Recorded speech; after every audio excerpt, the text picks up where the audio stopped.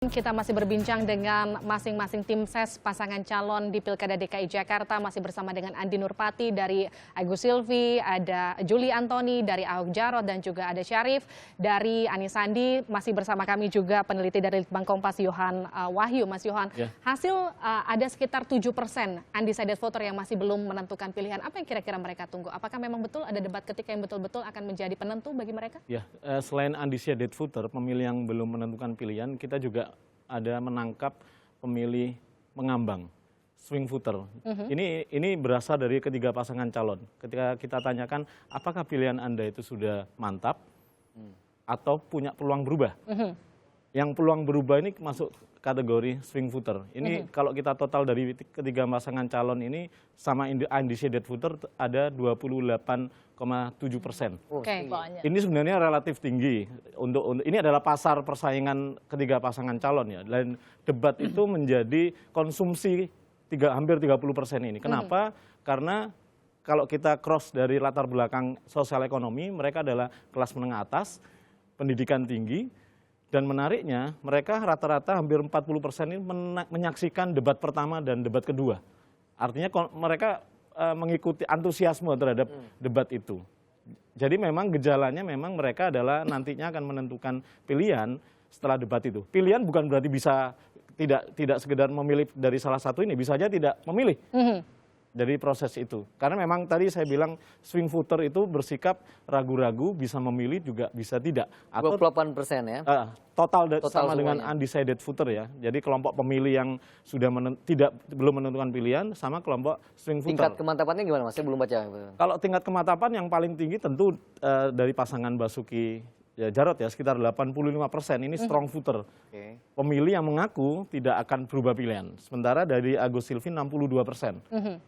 Dan dari Anies Sandi 77% itu adalah pemilih yang sudah kuat, merasa kuat dia nggak akan berubah pilihan dari pengakuan di lapangan ya terhadap responden. Ini bicara soal pemilih, bicara soal juga pendukung, ada angka 25% yang bergeser dari Agus Silvi kemudian ke Anies Sandi. Ini jadi peluang yang dimanfaatkan luar biasa bagi Anies Sandi? Enggak gitu ya. Ini kan tiga pihak ini kan sama-sama bekerja, sama bekerja. Artinya menurut saya ya tidak kesimpulannya tidak seperti itu. Kira-kira apa yang membuat suara lari? 25% itu cukup besar dari Agus Silvi ke Anies Sandi. Ya, jadi gini, saya lepas dari persoalan persidangan Ahok ya, saya abaikan dulu, tapi sungguh menyumbang besar. Ini begini. Tadi yang saya katakan tadi, belakangan ini gitu, 4 minggu terakhir ini Pak Prabowo turun. Itu kuncinya, Pak Prabowo turun. Jadi saya pelaku di lapangan itu boleh diuji di lapangan. Pemilih itu bertanya, ini Pak Anies itu bukan Gerindra kan? Iya. Kok bisa ketemu gitu? Itu yang menarik. Itu yang menarik Pak. Sampai ditanya-tanya Pak Prabowo, bukan Gerindra kan? Malah dulu bekas berbeda kubu. Tapi kan yang dapat dukungan dari tokoh politik nggak cuma Anies Sandi, ada juga dari Bu Mega, ada juga dari Pak SBY yang anaknya turun langsung. Iya, mohon maaf. Jadi dua orang ini kan Pak Jokowi dengan Pak Prabowo yang dua orang ini paling kuat di RI ini. Makanya Pak Jokowi nggak ikut turun, tinggal Pak Prabowo. Itu yang saya katakan kalau diuntungkan dalam keadaan seperti itu. Pak Prabowo. Kedua, yang terakhir ya, saya ingin bagi gini. Kalau ada Pak Prabowo di atasnya, klase pertama, di tengahnya itu ada isu. Isu yang saya katakan ini penggusuran, kemudian pengangguran, kemudian tentang KJP plus. Di bawahnya ada SARA, Bung, ada SARA itu. Yang kalau menurut risetnya MRC dan itu tidak di atas 15%. Itu yang mungkin menyumbang strong voter ya. Jadi di SARA kemudian di isu program kerja sudah selesai. Terakhir ini di Icon yang sedang bergerak. Oke Pak Syarif, saya mau minta respon dari suaranya yang hilang 25%. Bu Andi, kira-kira kenapa itu suara bisa lari 25%? Itu cukup besar loh Mbak Andi. Itu kan Kompas ya, yang lain kan beda lagi. Kalau saya sih melihat bahwa supaya begini, antara Mas Agus dengan Pak Anies memang nggak bisa kita samakan. Demikian juga dengan incumbent. Mestinya kan Mas Agus ini kan sebagai pendatang baru yang baru muncul banget meskipun anak mantan presiden. Tapi kan nggak pernah memanfaatkan posisi bapaknya selama ini untuk tampil di publik ya. Mas Anies sudah pernah jadi menteri, siapa yang nggak kenal dia sebetulnya kan kalau kita bicara popularitas. Apalagi dengan Pak Ahok memang sudah incumbent. Tiap hari siang malam kelihatan di media ya jelas sangat dikenal oleh masyarakat. Cuma saya prihatin juga kalau incumbent surveinya 35. Pak Pozibowo surveinya lebih 50% kalah tuh dalam pilgub.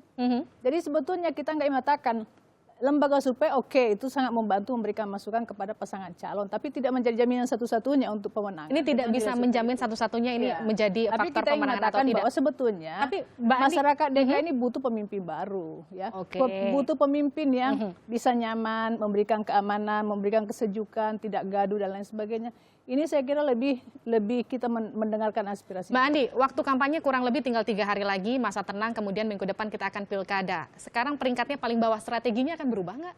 Terakhir jelang pilkada. Strategi pasti kita akan ada sesuai yang menyesuaikan. Kita kan tidak hanya melihat surveinya Kompas, kita juga melihat survei lembaga-lembaga lain, dan kita juga melihat di lapangan seperti apa. Karena kalau apa namanya kita melihat debat ini memang penting karena akan menyampaikan program-program supaya masyarakat bisa membandingkan nih programannya yang paling bagus. Tapi kan ada kelas-kelasnya juga nih, kelas menengah, kelas atas, dan sudah. Tadi disebutkan Kompas kan 40% aja tuh kelas menengah ke atas yang melihat debat itu sebagai salah satu pedoman. 60% bukan debat, karena itu masih ada waktu bagi kita juga untuk mengejar ketertinggalan ini, dan saya kira ini menjadi cambuk lah bagi nomor 1 untuk lebih menggenjot lagi. Ini jadi cambuk bagi semua pasangan calon tentu. Tapi kalau kita lihat besok debat terakhir, yang jadi sorotan utama tentu adalah petahana, yang kita akan melihat bagaimana kemudian apa yang baru dari petahana ketika ia menawarkan program-program yang mungkin saja besok akan kembali dipatahkan oleh pasangan nomor urut 3.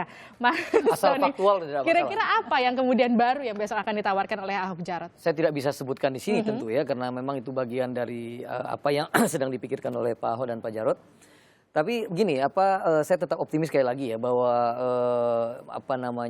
dengan social pressure yang sedemikian besar selama ini membuat rasionalitas orang menjadi terpendam.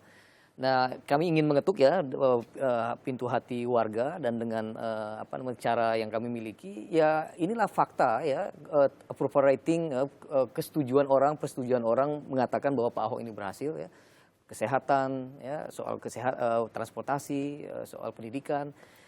Ya ini tinggal di hari-hari terakhir untuk jangan coba-coba deh gitu loh. Jangan sampai kita menjadi orang yang ini ada nikmat yang sudah kita nikmati bersama, dan harapannya nikmati bisa diteruskan 5 tahun ke depan.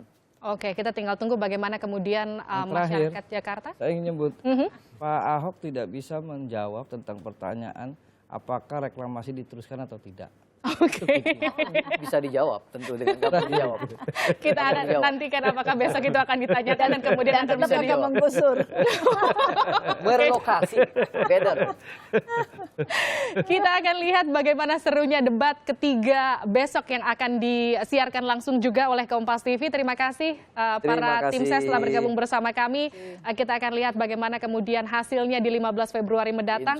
Apakah seiring sejalan dengan hasil survei Litbang Kompas, apakah nanti ada perubahan yang juga nanti akan mengejutkan bagi kita semua. Terima kasih Andi Nurpati, terima kasih Raja Juli Antoni dan Pak Syarif, serta peneliti dari Litbang Kompas Mas Yohan. Terima kasih.